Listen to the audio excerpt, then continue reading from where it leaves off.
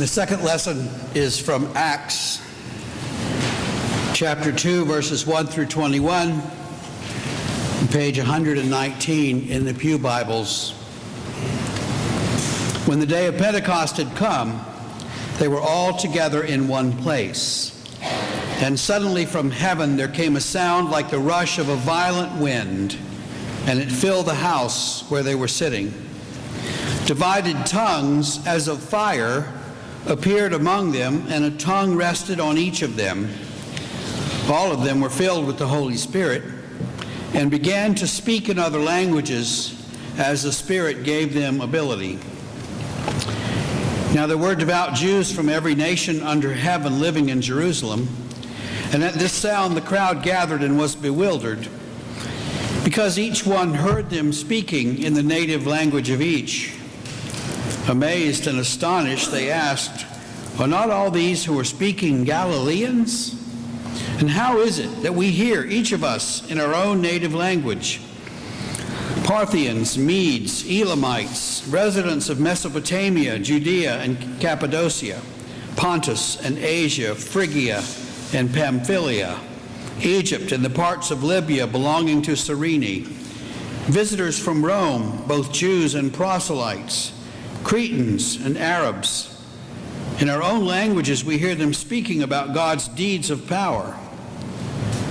All were amazed and perplexed, saying to one another, "What does this mean?" But others sneered and said, "They are filled with new wine." But Peter, standing with the 11, raised his voice and addressed them. "Men of Judea and all who live in Jerusalem, let this be known to you and listen to what I say. Indeed, these are not drunk, as you suppose, for it is only 9 o'clock in the morning. No, this is what was spoken through the prophet Joel. In the last days it will be, God declares, but I will pour out my Spirit upon all flesh, and your sons and your daughters shall prophesy, and your young men shall see visions, and your old men shall dream dreams. Even upon my slaves, both men and women, in those days I will pour out my Spirit, and they shall prophesy. And I will show portents in the heaven above and signs on the earth below, blood and fire and smoky mist. The sun shall be turned to darkness and the moon to blood before the coming of the Lord's great and glorious day. And then everyone who calls on the name of the Lord shall be saved." The word of the Lord. Thanks be to God. Now, we live in a time when Marvel Comics has taken over the world and the Avengers rule the universe. But I am here to proclaim to you that the greatest movie ever made, and there is no discussion of this, I am unyielding, the greatest movie ever made is The Wizard of Oz. Now think about that movie. Dorothy lives in the gray dust bowl of Kansas with her aging aunt and uncle, the bumbling farm hands, and her beloved dog Toto. And the evil Miss Gulch wants to have her dog destroyed. Life is so bleak. But Dorothy knows that somewhere, over the rainbow somewhere, there's a land where everything is right and beautiful, where everything will be different. And when Miss Gulch comes and takes Toto away, Dorothy can't stand it any longer and runs away. Dorothy wants a new start. And don't we all? Think of the stories you heard as a child, The Wizard of Oz and Peter Pan and, whatever. Didn't you want them to be true? What would you do if they were true, if you could close your eyes and live those stories? Or if you could go back to your childhood, would you go back and dream those dreams again? Would you start over? Most of us spend our adult lives waiting. We have this vague, unformed fantasy that someday, somehow, it is going to happen. It is going to come. Our ship will come in, our dreams will come true. Someday, when we grow up, we'll have enough money and enough time, and we can quit this job and do what we really want to do someday. And someday doesn't come. And we spend the time that we have doing the same dull things day after day, waiting and hoping that someday it'll be different. These disciples have been wondering what would happen. Jesus was gone and they were left alone. Would things ever be the same again? It was like living in Kansas. You know, after the Land of Oz, Kansas is pretty ordinary. I've never been to Kansas. But I've seen Indiana. It's not much different. It's just flat corn and boring. Someone said to me once that Indiana had its own mediocre charm, and I suppose that's true. Anyway, the disciples, must have sat up late at night and wished that Jesus would come back. And then the Spirit comes. And this is a fairly strange story that we read, and it's about new starts. One day the disciples are sitting there and the Holy Spirit falls on them, and they can speak in all kinds of languages that they didn't know. And the gospel was being preached to everyone, each in his own tongue. Well, Pentecost comes 50 days after Passover. Passover celebrates the delivery of the Hebrews from slavery in Egypt, and Pentecost celebrated the giving of the law to Moses by God on Mount Sinai. And the Gospels tell us that the crucifixion was on Passover, and here the Spirit is given on Pentecost. So the church's big events parallel the big events from the Hebrew Old Testament. God is consistent. God gave the law on Sinai, and here God gives the Spirit. So the people have a new start. They're to live in the power of the Spirit rather than by the letter of the law. God is a God of new starts. First there was Adam and Eve.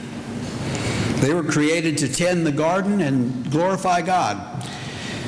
And they failed, but God still loved them because God is a God of new starts. In the days of Noah, evil prevailed, and God decides to flood the world and be done with these evil creatures. And Noah is saved in the ark. You should read the story in the Bible. It's much different from the story of the movie. But God is a God of new starts. Abraham was called to leave his native land, go to a land that God would show him, and he did. And God promised to make him a great nation, but he had no children. And at age 100, he has a child, because God is a God of new starts. Then God says, sacrifice this child, and Abraham is willing, but God intervenes at the last minute because God is a God of new starts. And Jacob cheats his brother Esau, cheats his father Isaac, cheats his father-in-law, cheats everybody. And God still loves him because God is a God of new starts, right? And Joseph is sold into slavery in Egypt and becomes prime minister because God is a God of new starts. Moses leads the people out of slavery and into the wilderness despite their disobedience. God is a God of new starts. And it goes on like that and on until Jesus comes and the entire world gets a new start. Not only the Jews, not just a few, but all the people. Everybody gets to live in a new creation. And maybe you've been waiting all your life, or for too long, for something new, for something different, for something better. And that's the business that God is in. That's the work that God does through the Son and the Spirit. The Son offers us new life, and the Spirit makes it real in our lives day to day. Pentecost is the day that the Spirit is poured out on the church, and the same Spirit will be poured out on us. Peter goes on in his sermon, much longer than the verses we read, and finally asks them to believe. Do you believe that Christ is risen, that he is Lord of all? And the Spirit falls on them and testifies that the answer is yes.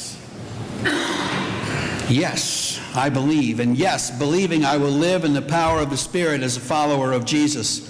The Spirit gives us the grace and the power, the energy to say yes, to believe, to obey. The Spirit comes to bring power and energy, to bring life. Now, in the Greek, in the New Testament, there are several words that mean power and energy. And sometimes they're translated in ways that soften that and obscure that meaning. But the Spirit is pictured as bringing us energy, kind of the way a battery brings energy to all the devices and things that we own. Think of your smoke detector. It periodically needs a new battery, usually about 3 in the morning. Chirp, chirp, and you just want to take the thing and throw it away, but you shouldn't. You need a new battery. And when the battery is installed, the thing works properly. When the Spirit is in us, we serve God properly. You see, the Spirit comes and brings confidence and courage and conviction. At 8 o'clock, the disciples are sitting in their room scared. At 9 o'clock, they're speaking languages they've never studied. They're no longer afraid. They're filled with courage. And as the book of Acts goes on, you see time and again that they're just fearless.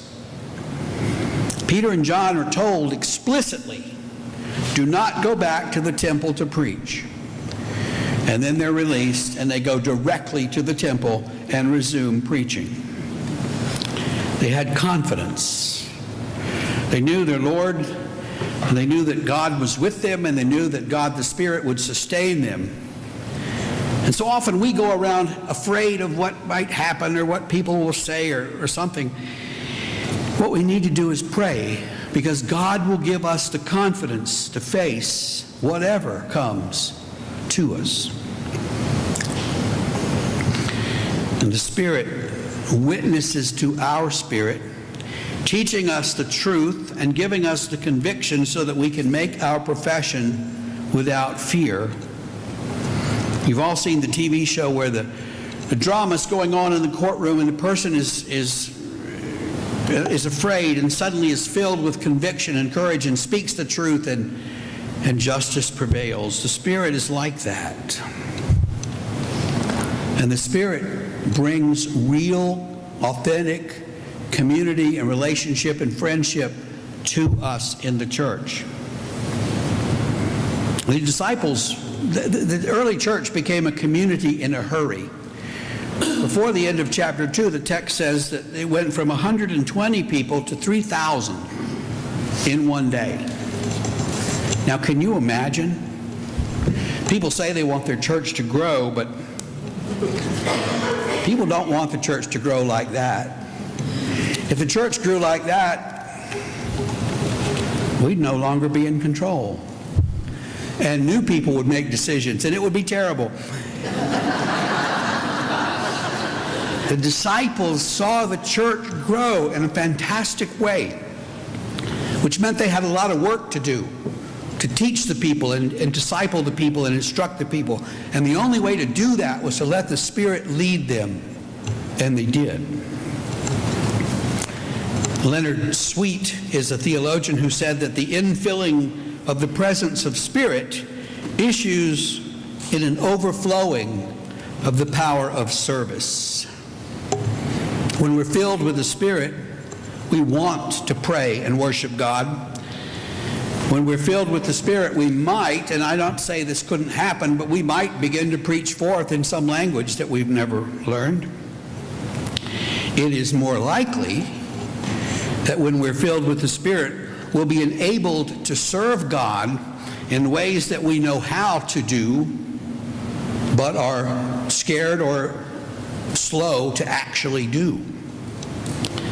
We measure the Spirit's presence by the amount and the cheerfulness of the service that's done. And by that measure, I think this congregation has an ample supply of the Spirit. But did you ever want to start over? Did you ever wish that you could do the last 10 or 20 or 50 years again? Did you ever wish that you knew when you were younger what you know now? We all do. Being dissatisfied with the present is a part of life that drives us to improve the future. But if you need a new start, well, quit waiting and do it now. That's what faith is about.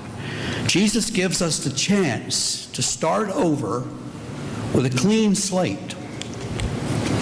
So whatever it is that plagues you, whatever gray, dull, boring Kansas you long to leave, whatever it is that you want to leave behind, Jesus stands ready to take your hand and bring you to that land of beauty and wonder.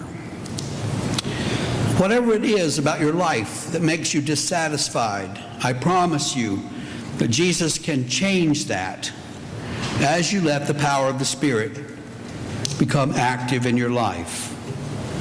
And then you will have a brand new start, because God is a God of new starts. Thanks be to God.